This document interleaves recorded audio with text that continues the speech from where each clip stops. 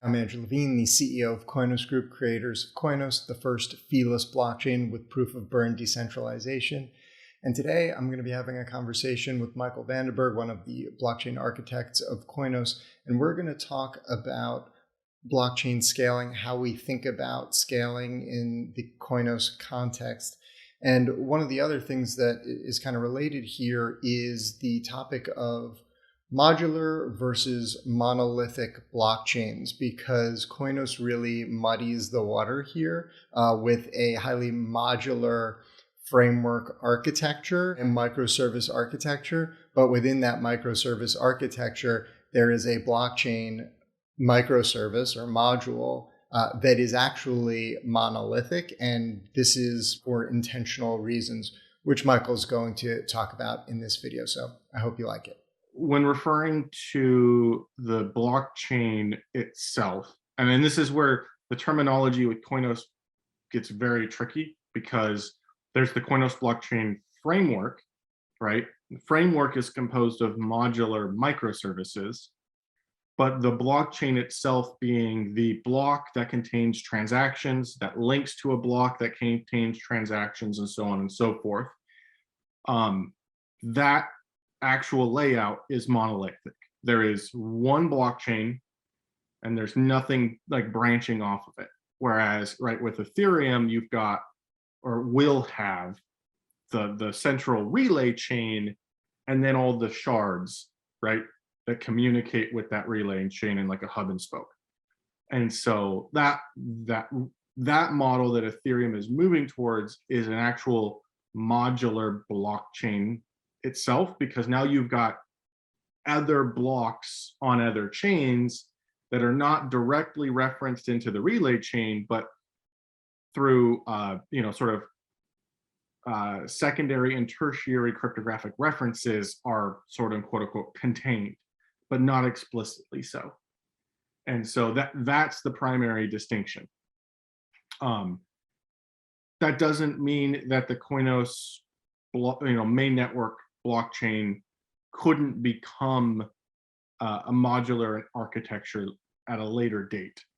In fact, that's something I would be extraordinarily interested in. But those technologies are still very much in their infancy. And we haven't had anybody launch, the closest to launching anything like that is Polkadot with parachains. But even still, like, it's not an infinite solution, because Polkadot has limited numbers of parachains, and there's those solutions are still relying on the central like beacon chain or a relay chain, right? And so what happens when that beacon chain gets saturated? Well, what do? I guess you can't have any more side chains, because so they're let's say they're much more scalable than what we would have now. They are not what I would consider infinitely scalable, where, right? Sorry, correction. What they're planning to have Correct. at some point in the future what is their plan more scalable. What they are working towards is much more scalable than what currently exists, but is not infinitely scalable, in that there is still, like, you're increasing your throughput by potentially an order of magnitude, because you're sending off all of these computations to other blocks, to other chains, and then reconciling all of them. But at the end of the day, there's still this centralized core component that has to reconcile. So that's not to say that those are not bad technologies, that we shouldn't focus on that.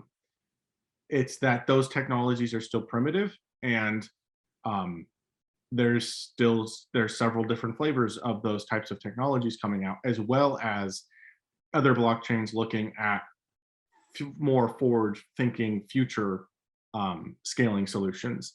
And I think, as far as Koinos is concerned, I'd rather let some of those other projects figure out which of those solutions works best. We can then take the best ideas and either borrow them almost exactly as they are, or iterate on them slightly, and then bring Koinos to that point in the future. But even in the short term, we've, knowing that or rather, I believe that there's still a significant amount of scale of efficiency to be achieved within the monolithic chain with things like snapshotting, right? Um, one of the yes, you've got the concerns of what's the block time right now, but ultimately we have to limit the current block time to significantly less than real time, because if your blocks are taking real time to apply, then someone can never sync to the chain. And so good having good snapshotting um, support and things like that are a way to increase the throughput of even a monolithic chain. And those are some things that we've like the database architecture of Koinos is already engineered in such a way that adding snapshotting is not going to be super challenging. In fact, we kind of almost will get it for free when we end up deciding to do it. It'll take a little bit of developer time and just make sure that everything works well. But we've been trying to develop the framework from the ground up for some of these other technologies as we'll need them. They just simply haven't been a priority because when you launch a brand new blockchain, there's no history to snapshot to catch up to. So those are all like very easily post mainnet problems.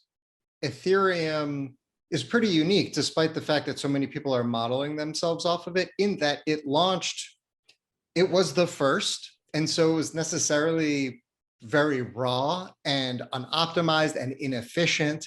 And it became the most used and is highly used. And so there's this incredible demand for resources on that blockchain, which is forcing them to experiment with new scaling technologies because there's so much demand for their resources. But to me, their approach, not that it's wrong, it doesn't solve like the highway problem where you create more lanes and people just start driving more. And like, of course they have to do it, but they're not saying it's going to lower the fees because they know that, it probably won't, it won't eliminate them. That's not the goal, yada, yada. And so when I talk about our scaling strategy, and correct me if I'm wrong here, what I say is that, first of all, we're starting with with a far more efficient blockchain than Ethereum is. So we get a lot of overhead there. So we have time to develop additional scaling solutions that kind of kick that can. But then what we did design for was upgradability. And what I say is that the ultimate scaling solution is upgradability, not any particular scaling solution, because what this enables us to do in combination with just the initial efficiency of the chain is to wait and wait for other people to experiment with these technologies, discover the best ones, battle test them, and then we use our high level of upgradability to add those technologies to Koinos without a hard fork. And so we can just suck in. Koinos is really designed to suck in the innovations that are being pioneered by everybody else out there to try to solve their scaling constraints, and that's really our scaling strategy. Is that? Yeah, and I hesitate to say even right now that we guaranteed we can do some sort of sharding solution without a hard fork. Like that may require additions to the framework in order to support. However, I think the key benefit is by designing the framework in such a way that the blockchain becomes upgradable and banned, we have very clearly defined boundaries between what is consensus and what is framework. Snapshotting is the example of that, right? Snapshotting would require a new release of the framework to support. We're not going to be able to support snapshotting and ban, which sort of makes sense because snapshotting the state is not related, like it's not a part of consensus. It's something you do external to consensus. So that is going to require updating the framework, but we're not touching consensus. So it's a non-contentious change to be like, hey, you can run this new software, this new version of the framework, and take make backups regularly and restore from those backups. and it doesn't change consensus. So anybody who's using Koinos and doesn't want to run a node isn't going to say don't run that code, it's bad. No, why wouldn't they?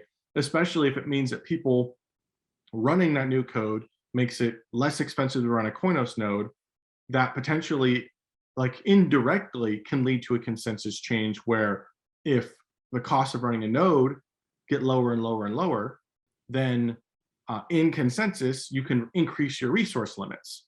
So it does play, there is sort of this feedback loop, but those two actions can happen independently of one another. And it's not something where we say like, hey, because we're making this change to the node, we need to also adjust these costs over here. Like all of this stuff can happen separately.